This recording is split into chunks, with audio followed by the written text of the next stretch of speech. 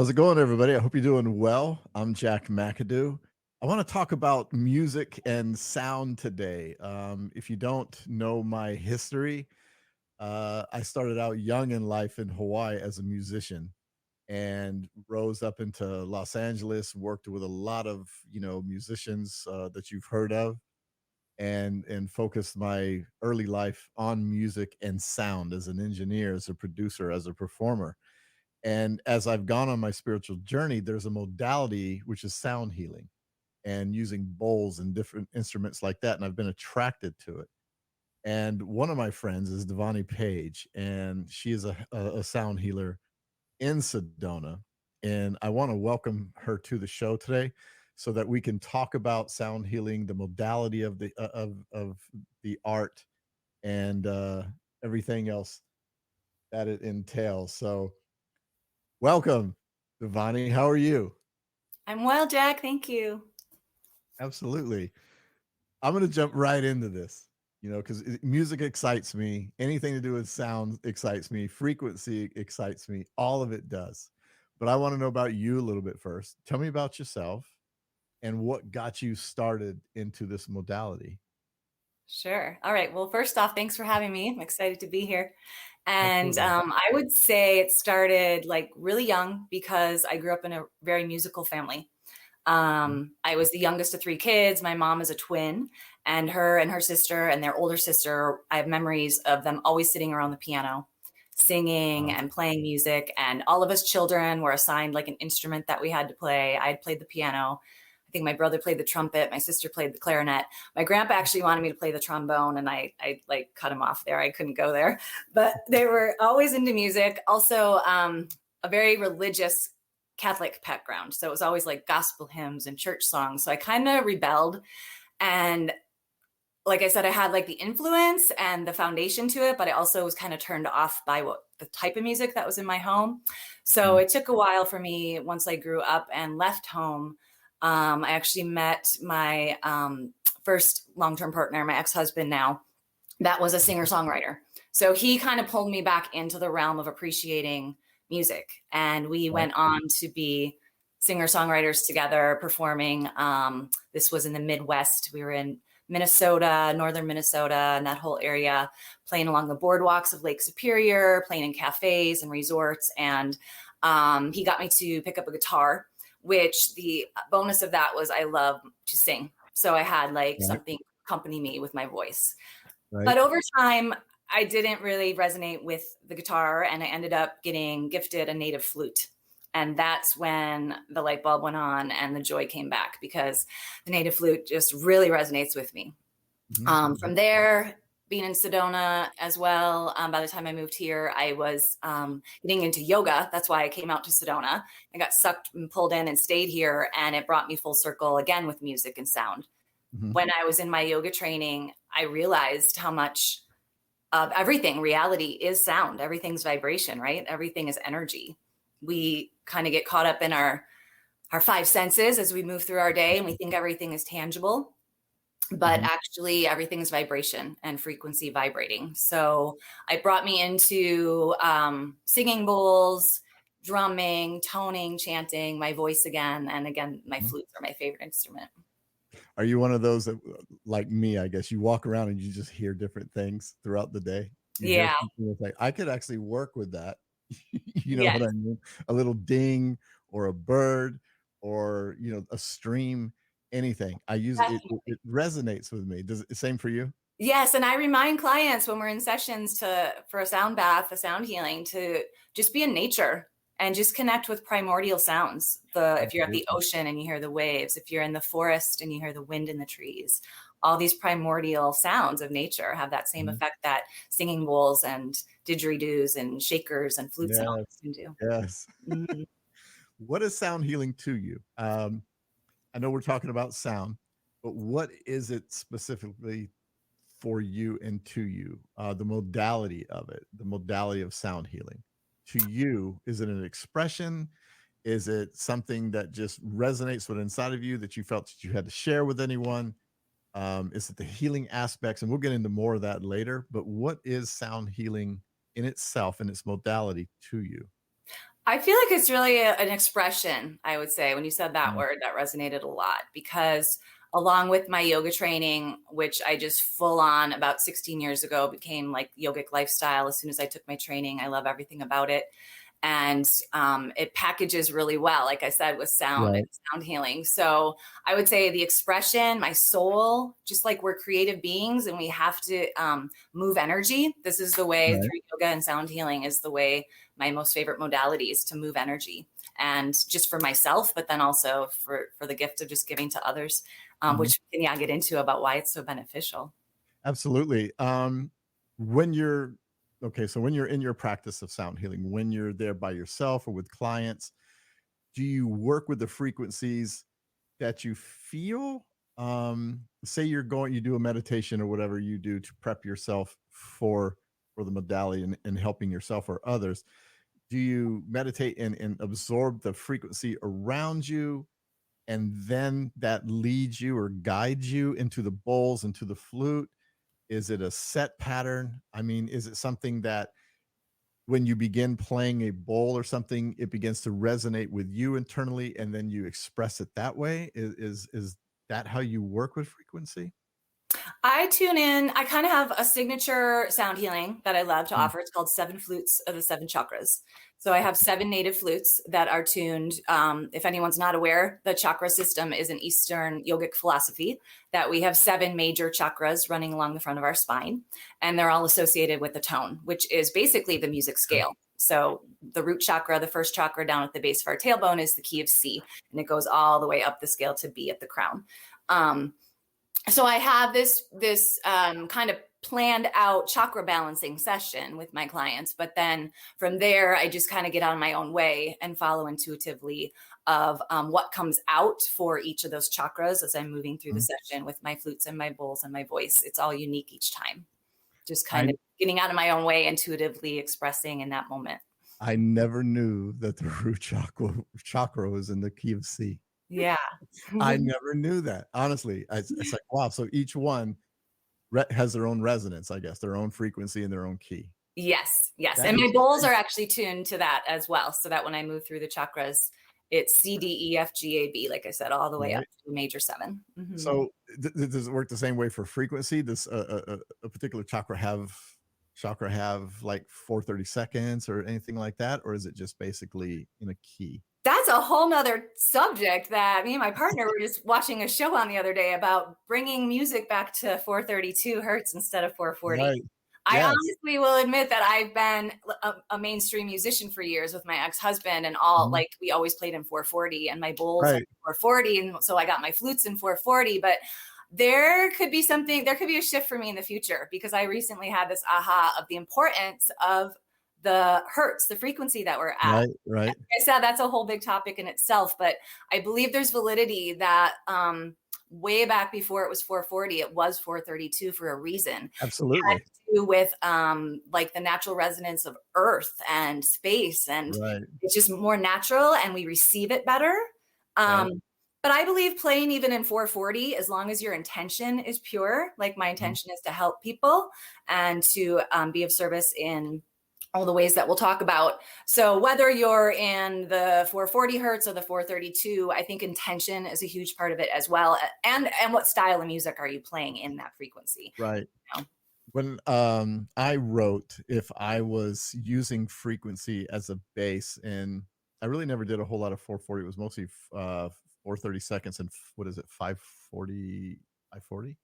But if I was in 430, 442, I could actually play in the key of C to match that frequency. Yeah. And I know on YouTube, there's a lot of people that use frequency. No one's using a true tone. It's usually some kind of, vibe music over a frequency.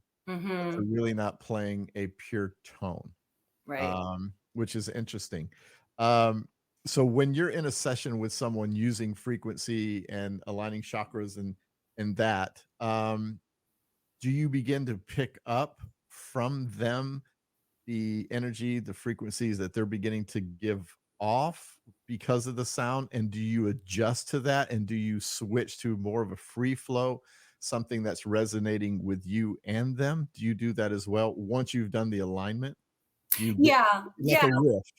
I definitely just kind of get out of my own way. Like I said, Mm, it's kind of like a different zone that we're in when we're in a session, and it's intuitive, and it's unique each time. I have clients that come back repetitively for chakra balancing, and they always share that different each session brings them a different experience. And like, for example, some flutes some days will feel really heart opening and peaceful, and right. then other times they might feel agitated by a certain tone, by a Mm, certain flute or bowl, because they're moving energy. What's coming up is on its way out. So right. sometimes, hopefully, mostly it's pleasant, but sometimes there's like a discord or a rub that happens too. And that's just all part Yeah. of the process. It's all part of moving energy and releasing. So when you're moving energy in that way and they're releasing and say it's something toxic within them and it resonates itself or shows itself as a frequency, I know you pick up on that. So do you continue with that frequency to work on it to make them feel uncomfortable and maybe dive deeper that way, or you just move on to something else and see what happens? I'm just wondering because if you're working on something and the frequency is resonating but bringing something out of them, maybe a trauma, something that they need work on, do you keep honing in on the frequency or do I you just I move do away from it? typically I do, because that's the whole point, to just kind of feel it and move Mhm. it. And then by the end, usually, it's resolved. That energy percolated and came out. I've had so many amazing feedbacks of everything from colors to Wow. seeing their past grandmother and receiving a message, seeing their elders, Wow. seeing one person asked me if along each chakra, instead of seeing the color, was it okay or normal that they saw their spirit animals? And I said, everything's possible, everything's okay and Yeah. valid. So it's unique to every person, and some of Mhm. us are visual, some of us are not. It's all different and it's all perfect. But I would say the consistency of just coming back to it, like any type of meditation, is Mhm. beneficial too. I mean, having a sound healing session once is great, but coming back to it again and again can go deeper, just like you Mm. don't typically usually just go to a massage therapist Sure. once and then feel good for the rest of your life. You want to go back and get another massage. So sound healing is kind of like that. It's a modality that has a wonderful way to help energy move and to help us grow and expand and release, but we want to revisit it. We want to keep coming back to it if you choose to have it as part of your self-care and a routine that can help you in ways physically and emotionally. Absolutely. I know that you've probably seen all kinds of things, traumas, different reasons why people are coming to you. And it's not all, I know it's not all necessarily trauma. It's just some people just like to feel a frequency and get realigned with it. But there's a lot of vets out there. And I know that you're in Sedona. Do you receive people that way, that it's not just vets, it could be anything, it could be a really bad relationship or something like PTSD? Hmm. Do you find those people that are suffering from that coming to you, that are adding that, and is it beneficial to them? Does it help? I would think yes. Hmm. Anything with sound seems to just resonate with people. But do you see a lot of people with PTSD coming to you, or is it just more Not that realistic? they're announcing it. I'm here in Sedona, and I work at a lot of retreat centers, healing centers, personal clients. Mhm. In the past, I worked a lot at resorts. So Sure. people are here to come to Sedona to tap into their intuitive self, to find out what this is all about in this town that's all woo woo and spiritual.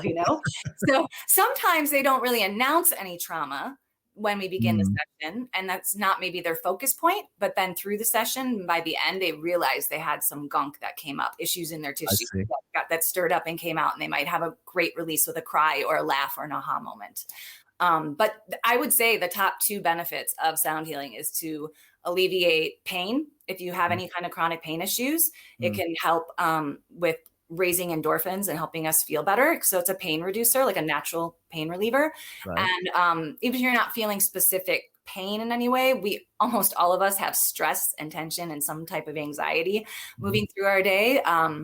I remember a practitioner once a long time ago shared with me that even when we go to the gas station to fill up mm, our gas tank, when our noses inhale the aroma of the gas, we go into fight and flight mode. And so if you use just that example with so many things throughout our day that put us chronically into our fight and flight. So it also, sound healing can reduce all that stress and tension. It can take you out of your sympathetic and put you into parasympathetic nervous system. So Mhm. rest and digest. That's what we want to do. We want to stop that chronic fight and flight and just calm down and center and slow down. Absolutely. Is there any combo, so to speak, that you like to work with? I again, I know that it's your practice and you're working, one on one or within a group, but do you find it sometimes when, say, you're implementing yoga or meditation? Well, I know with meditation, there's a lot of sound. There's a lot of, I've been, in group meditations where they're using bowls and flutes and things like that. Do you think that's a better combo, or is that something someone should work into? And do you have a favorite? Say there's yoga going on and you're in a room full of goddesses or kings or whatever, and you're working your bowls and then yoga's happening. Is that a good combo? Is that a favorite combo? It's beautiful. Yeah, it's great you mentioned that, because my favorite is to I mean, I'm totally fine doing just yoga or just sound healing. I love them individually, but I feel like the ultimate is when a client or a group of people that I'm servicing is into doing some stretching and breathing yoga. And specifically, I am mostly with women doing goddess yoga, which is a unique kind of yoga for women, for us to move our hearts and our hips in a way that Mhm. is designed for our bodies. It's belly dance inspired, Mm. keeping us connected to our feminine.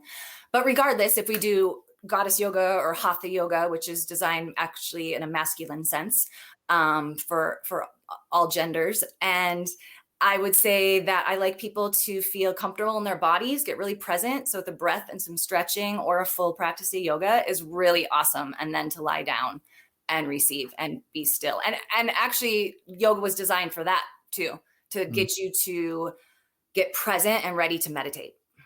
Mm. So if you move the body and the breath first, and then you lie down for the sound healing, you can most often receive it better and be more open and ready for it.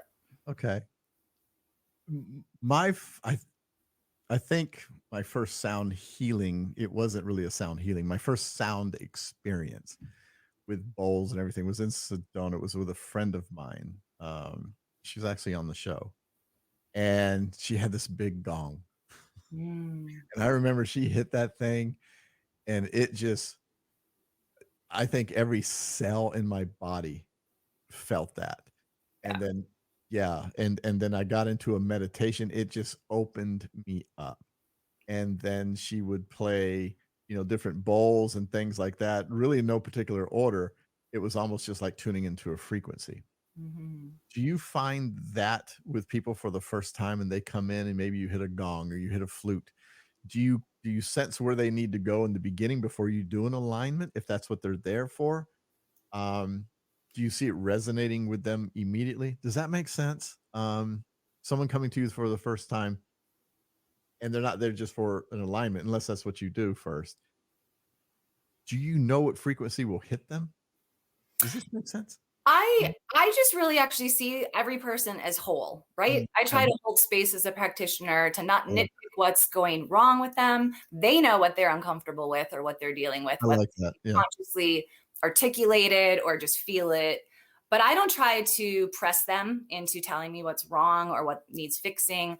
I more just hold space and Mm, see them as whole and allow the energy to do the work, allow the vibration, the sound frequencies to help move whatever needs to be moved. And again, I have lots of people that at the end is usually when I get the feedback after the whole mm, sound bath, is the tears come maybe through the experience or after the experience. I also love to do a lot of ritual in the beginning. I like to tune people in, even if we're not going to do yoga, if it's just booked as a sound healing, I mhm, still connect with our breath and anoint ourselves with essential oil to open up our senses with aromatherapy. And I often will pull oracle cards, which are different than tarot. Oracle cards are just always positive, uplifting, inspiring messages. So often people like to reflect upon the card they pulled at the very end and correlate it all together of how it had meaning for them. And mm. yeah, it's just a lot of fun to be a part of and to witness and to help promote relaxation and like I said, reduce pain, reduce stress. On the flip side is also uplifting our immunity. It's boosting our natural killer cells and the happy Mm. feeling endorphins. So even if you're not having any pain or not, and you think you're handling your stress of your life pretty well, and you are on top of things, it can still be beneficial in the sense of boosting your immunity. It can help you simply be more mindful, which from there can help us have better focus and better concentration when we move through our day. So just the simple act of lying there and receiving the sound bath and all those frequencies moving through you can bring you into the state of presence. And that's where we find peace. Yeah, I'm like I said, I'm pretty new to sound healing. I mean, I know it exists. I know a lot of people, that have done it. I know you, who's a facilitator of it. I just know that for me as a musician and just someone that loves music in general, I can put on, some headphones in a nice lit room and just vibe. You know what I mean? And vibe. And when I've heard you play, I've actually heard you play, it was that same type of vibe for me, Mhm. because it resonates with me at a cellular level. That's how music affects me. Yeah. So when you're doing this and you're in this modality and you're treating someone, what is it for you? Where are you with it mentally? I know it's a giving, you're giving. It's a giving soul. But as you're performing this and you're working with your instruments and you're free flowing, what is it like for you? Both as just enjoying it and what you're seeing in the person that you're working with. Yeah, I would say just circling back to feeling present, I get Mhm. that benefit too. It helps me just slow down and be in the moment, be with this person or this group with this intention and this focus and this frequencies. And it's a beautiful space to be in. I kind of just try to get out of my own way, get out of my lower self, ego self, and just be present. And it's unique and just flows perfectly every time. It's a great Yeah, practice. I've been doing it for 16 years here there in you town. go. So it's just like it's my life. It's what I do. It's who I am. Yeah, Yeah. you were just talking about it before I asked you that question, and I was visualizing this, I was just visualizing, the bowls and the flutes and a gong and just in an amazing environment, I know you do retreats and, I can see Costa Rica or Bali or something like that on the beach and just working with this and hearing the birds, hearing the water, hearing the sound. I mean, you can just be drenched in sound. Yes. And the outcome of it has to be just insanely delicious. You know what I I mean? Just think it touches us deep because the first sound we ever hear, if you think about it, is your mother's heartbeat. When yes. you're in the womb and you're developing, the first sense you have is the vibration experience of the heartbeat of your mother.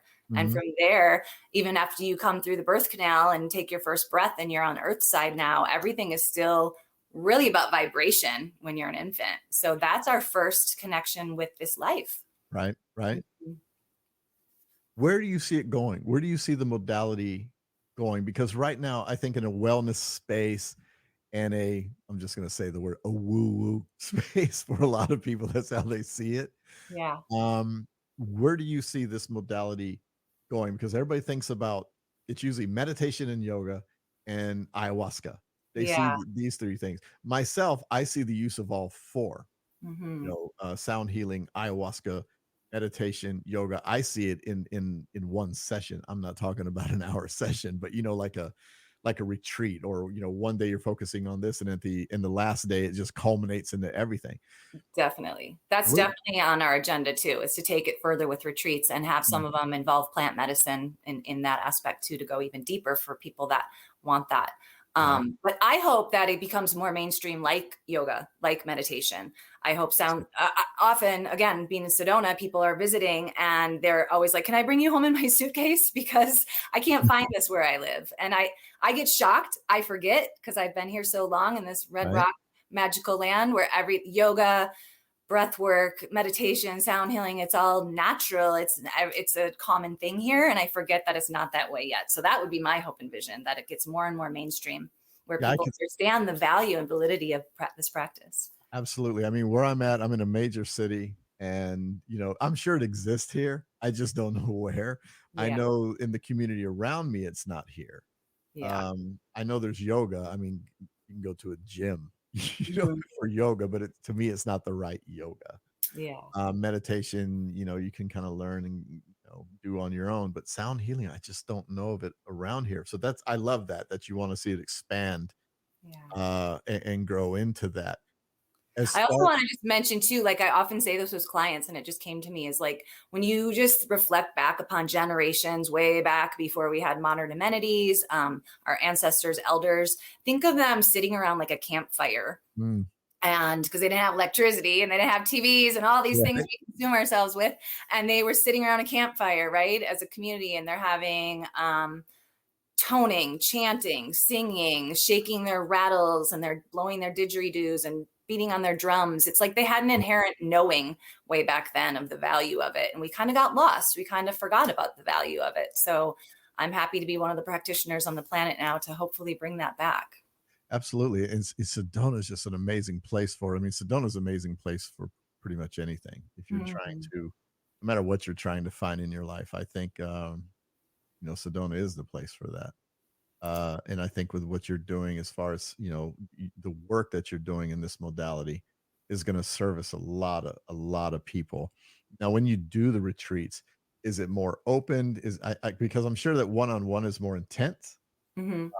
or can be in a retreat setting. Is it just as intense, or is it because it's more of a group thing? Is it more light? Is it more of a reflective It's type of kind of emotion? unique and individual. It's up to each individual, it depends on where they're at when they come in. Mm, It depends on how they feel in resonance or not resonance with others in the group. It's just human nature. So no matter if there's just a one-on-one or several, I feel like it's up to your openness, your willingness to be real with yourself and why right. did you show up? What are you hoping to get out of it?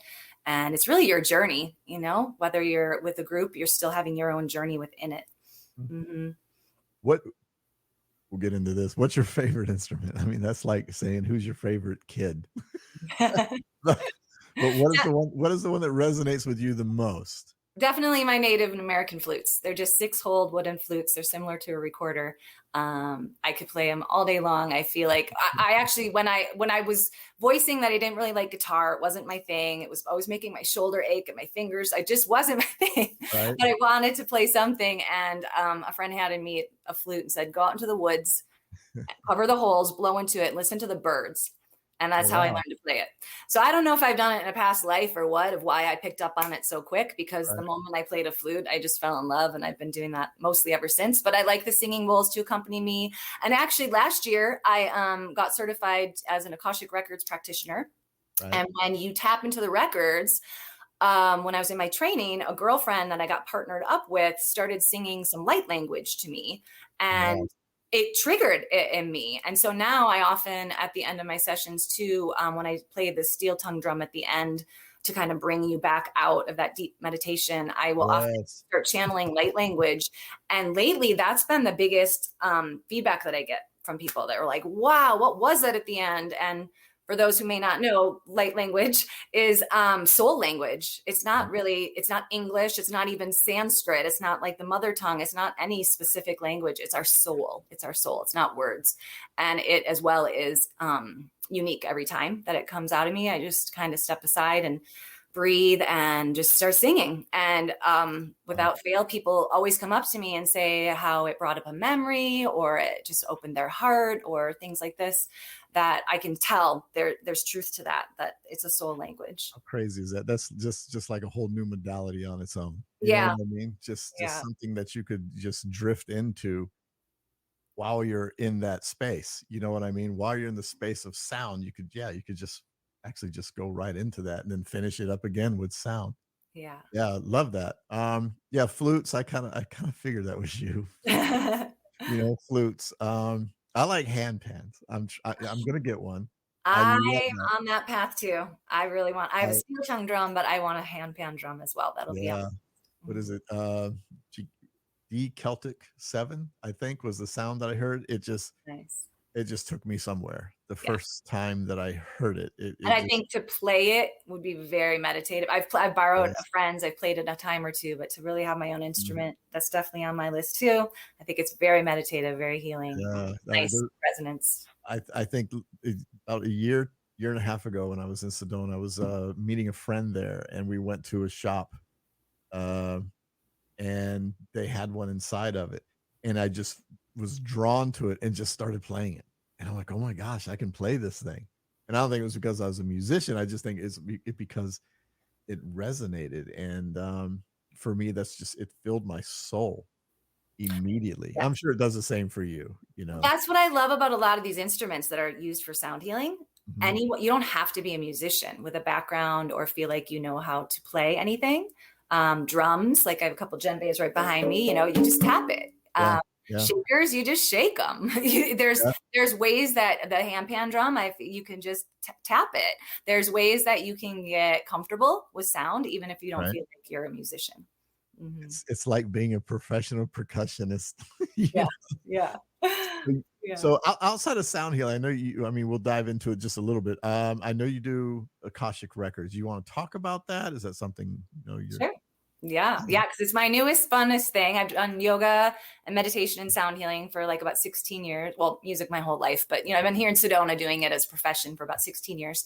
And just a year or so, I got into the Akashic Records. My girlfriend Mia, that used to live here, now lives in Costa Rica, started the Mhm. Akashic Angel Academy. So Uh-huh. look her up if you resonate with that. And basically, the Akashic Records is the etheric book of life. It's where, going back to saying everything is energy, everything we've ever thought or done is in the etheric library, the book of life, the Akashic records. And so we learn in the academy how to have a protection and a pathway prayer to enter that field, which is really energy coming up from the eighth dimension where our masters, teachers, and loved ones support and guide us. So it's tapping into that very high spiritual place of beings that just want to help.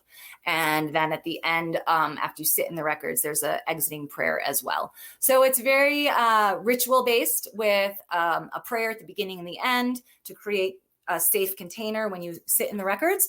And you can use it simply to just be still. You can just literally meditate in the records for the stillness, just to pick up that Akashic light.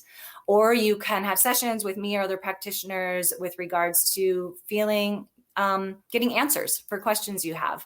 You can actually change your past by sitting in the records in the present and making peace with it and healing wounds.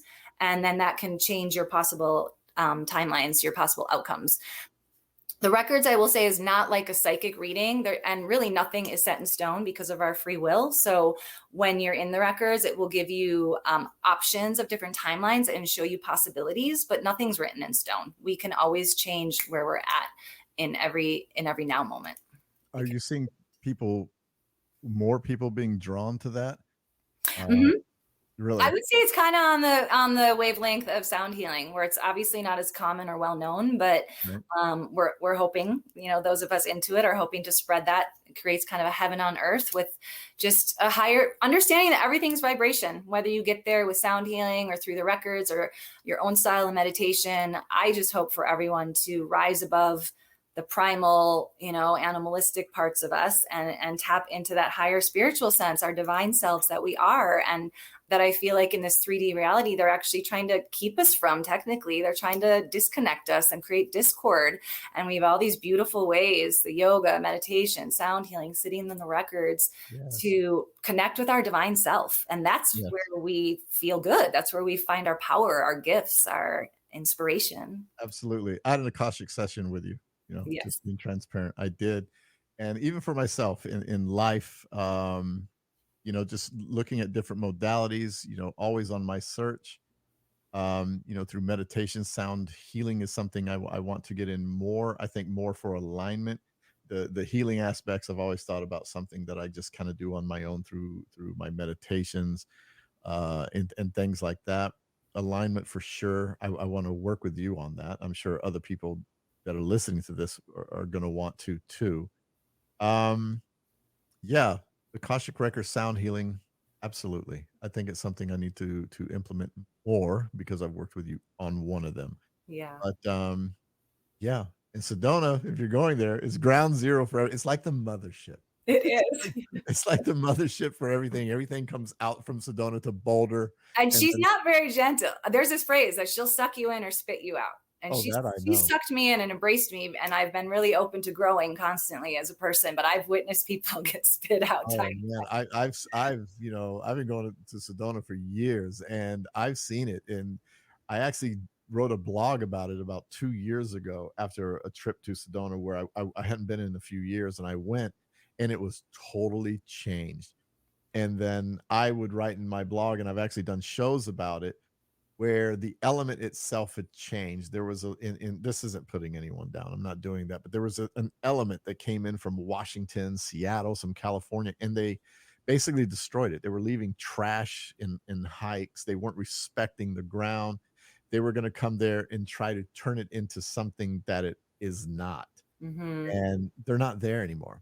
It's like Sedona itself spit all of them out. It's like, this is not what I am, and you're not going to try to bring that here. And I've always looked at Sedona as just a space for people to come for healing, to be who they truly are, to celebrate who they are, whether it's their religion, their spiritual beliefs, no matter what it is. Sedona's always been there to embrace that, something that's pure. It's just like sound healing is pure, Akashic Records is pure, plant medicine pure. I will say this, I'll just throw this in. Maybe it was Sedona, but every time I go to Sedona, I actually go to her grave. And it's interesting. I tell people that Sedona was a person, and it blows them away. And I actually tell them the story. Mm-hmm. And they had no clue that, there was a Sedona and Schnebly. And she's literally buried there. I don't tell people where she's buried, just for privacy for the family. Yeah. But I do go there every single time, and I always feel her energy, always. So with her spitting people out, I've seen it. And I think Sedona itself is going through its own cleansing right now. I know COVID destroyed everything. Then a lot of the residents tried to profit on that through Airbnbs and everything else. This shows like going somewhere else. Yeah. But with people such as yourself, in doing what you're doing along with everyone else there, I think Sedona will find its heart again.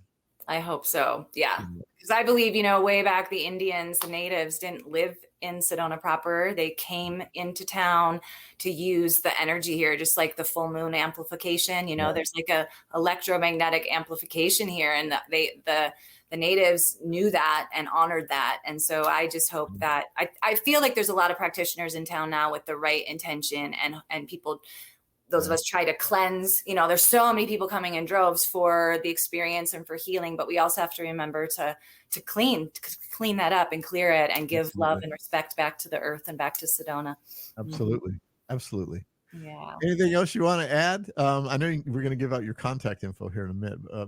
What do you want to add if I haven't covered something about your modality?